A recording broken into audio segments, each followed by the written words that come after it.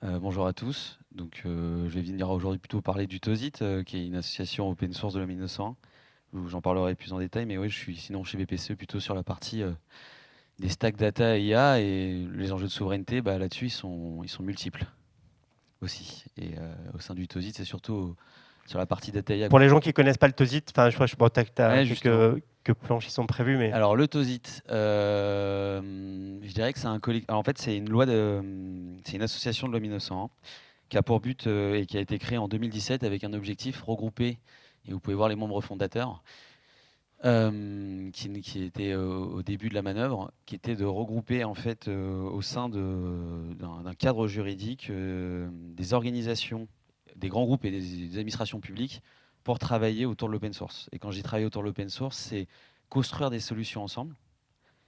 Vous allez le voir aussi, il y a aussi le fait de cofinancer des solutions ensemble, et il y a le fait d'avoir des groupes de travail autour de l'open source. Parce que l'open source, hélas, c'est un peu le parent pauvre. On pense qu'il n'a pas de... Ça, c'est un autre point. Tout à l'heure, on parlait des capitaux. L'open source, le code source, il a beau être déployé, il y a surtout du juridique qui est derrière.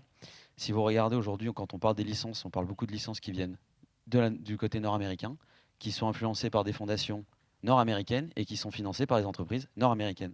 Donc c'est important aussi de réunir des collectifs, là c'est français, mais je dirais aussi un écosystème européen pour financer ce parent pauvre parfois de l'open source, et être capable aussi de soutenir des fondations européennes comme OW2, parce qu'en fait, même les capitaux nord-américains arrivent et sont très forts sur l'influence qu'ils peuvent avoir même sur l'open source. Et la slide juste après, justement, quand j'ai pris deux, trois exemples, mais on a eu justement par rapport à des acteurs, et je finirai sur Atlassian, parce que c'est vraiment celui-là qui me tient à cœur, parce que c'est un très bel exemple. Je dirais que là, en ce moment, on a démarré, et côté TOSIT, il y a vraiment eu le fait de faire de l'open source ensemble. Il y a eu d'abord TOC, qui est un chatbot qui a été produit par SNCF et qui a été open sourcé. Et en fait, TOC, c'est marrant, mais c'est utilisé aujourd'hui par Arkea, Enedis, Orange, c'est dans SNCF Connect. Donc en fait, c'est un chatbot qui est à l'échelle et qui est industrialisé. Mais surtout, en fait, ce qui est intéressant, c'est que c'est un écosystème d'entreprise qui arrive à le faire fonctionner ensemble et à le faire évoluer. Et derrière, ce que vous voyez aussi derrière, c'est Trunk Data Platform et Kubernetes Data Platform. Donc là, c'est vraiment des thématiques qui me tiennent à cœur, parce que c'est le groupe de travail que j'essaie d'animer le plus dans le TOSIT. C'est en fait, c'est très simple. Cloudera, qui était un acteur du Big Data On-Prem, a racheté en fait Hortonworks. Hortonworks avait un système qui était intéressant, c'était garder un open source communautaire et vous vendre du support. En fait, un écosystème qu'on adorait et qu'on aimait bien. Et aujourd'hui, de toute façon, tous les éditeurs ont une approche de licence. Vous pouvez consommer avec des clés de licence qu'à partir d'une certaine date jusqu'à une certaine date. Et après, de toute façon, vous avez le couteau sous la gorge pour renégocier, parce que en fait, si la licence elle saute, vous n'avez plus le droit d'utiliser le système. Et donc, ce qui a été fait, c'est que EDF et DGFIP, à l'intérieur du TOSIT, ont décidé de lancer une co-construction en commun, donc en mettant des développeurs et des capacités à faire, pour redévelopper une stack open source, pour se donner une possibilité. Ça ne veut pas forcément dire qu'on met de côté l'éditeur, mais c'est se donner une possibilité d'avoir en fait un challenger. Et au moment où on fait des négos, c'est le fameux plan B, ou c'est le plan A à la fin, mais c'est la capacité aussi, face à des éditeurs qui ont des modèles agressifs, de se donner aussi une liberté et de le faire ensemble. Et la dernière, c'est OKDP, c'était de se dire, bah, en fait, on a déjà fait la partie, on va dire, Big Data et Legacy. Maintenant, c'est quoi le next step ensemble et comment on peut co-construire des solutions ensemble. Et là, c'est Orange et la DGFIP qui avancent dessus. Donc là, c'est plutôt la co-construction ou la co-utilisation, ce qui fait que derrière, on arrive à créer un écosystème en commun avec ces acteurs-là. Je dirais que le dernier, ce qui est hyper intéressant, c'est financer aussi. Ça veut dire qu'il y a des acteurs sur le marché de l'open source. Il y a des acteurs qui ont des modèles économiques qui sont durs à tenir, parce qu'en fait, avoir de l'open source, très souvent, c'est très dur en fait à le financer et derrière comment je pourrais ça, à le vendre correctement au bon prix.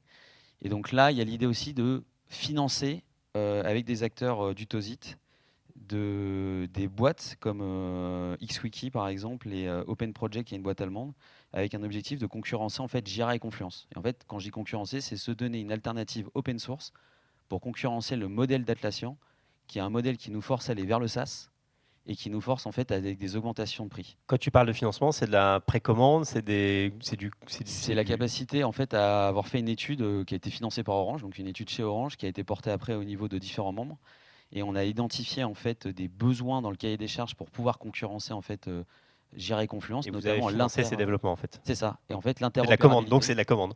C'est une sorte de C'est du commande, et c'est en co-développement, fait donner de l'argent à ces acteurs-là de l'open source pour que derrière ils puissent nous fournir une solution qui est crédible et qui est capable de challenger un éditeur. Alors, la réponse du TOSIT, on l'aperçoit, on entend beaucoup dire la problématique de compétences dans l'open source, de foisonnement, de multi-acteurs. On a peu de gros industriels de l'open source. Bon, on en a un qui est connu, qui est Smile aujourd'hui, mais justement, quel regard tu portes sur les enjeux de l'open source aujourd'hui et les opportunités pour l'écosystème? Les opportunités, elles sont multiples. Moi, ce que je trouve que c'est intéressant côté TOSIT, c'est l'idée, c'est pas de recréer un organe. Il y a déjà le SIGREF, il y a le CRIP, etc. Donc, on a des endroits d'échange. Là, l'idée, c'était vraiment d'avoir une organisation pour construire. Ce qui est intéressant. Donc, on est en doutank. C'est en ouais, et clairement. Et l'idée, c'est surtout aussi de se dire, et on en parlait avec d'autres acteurs tout à l'heure, et je trouvais ça c'était pertinent. On le formalise pas comme ça, mais il y a quand même la possibilité déjà dans cet écosystème-là de trouver des gens qui travaillent sur les mêmes produits. Donc ça veut dire déjà se trouver des experts déjà dans une communauté. Des fois, en fait, c'est des user groups qu'on pourrait presque dire restreints, mais des user groups en fait sans les éditeurs. Donc en fait, des gens qui consomment les produits, et on peut discuter des modèles économiques, on peut discuter de la manière de faire, on peut discuter et on peut poser des questions sur l'expertise. Il y a aussi le fait de être capable aussi de partager. On parlait tout à l'heure des achats. Et en fait, c'est vrai que nos acheteurs, en fait, on les met de côté. Enfin, je veux dire, ils sont chez nous, dans une organisation. Des fois, ils sont un peu isolés. Il y a aussi nos juristes qui travaillent sur cette partie low-tech. Et en fait, grâce à ce type d'écosystème, on a la possibilité de faire partager des retours d'expérience, par exemple d'Orange ou SNCF, qui sont des acteurs qui sont très avancés sur cette gestion de l'open source et du support de l'open source. Et typiquement, avoir des retours d'expérience sur comment tu supportes mieux l'open source, ou aller chercher des experts sur des thématiques. Et ça, c'est intéressant. Et c'est un écosystème qui est riche, mais il faut faire attention parce que moi, je le redis, on pense que l'open source, c'est tranquille, on aura toujours de l'open source, etc. Et là-dessus, il n'y a aucune influence américaine. Et en fait, c'est faux. Regardez toutes les fondations open source aujourd'hui, regardez tout ce qui est influencé, regardez toutes même les licences aujourd'hui qu'on utilise, Apache, MIT et autres. Il y a une influence nord-américaine très forte. Et en fait, à un moment, il faut qu'on se réveille aussi pour le défendre. Et ça peut être en s'associant. TOSIT a été créé il y a combien de temps? En 2017. C'est que des grandes entreprises ou il y a... Non, il y a des administrations publiques et des grandes entreprises, et même des petites, parce que l'OCDE nous a rejoints. Et l'OCDE, en fait, c'est pas très gros.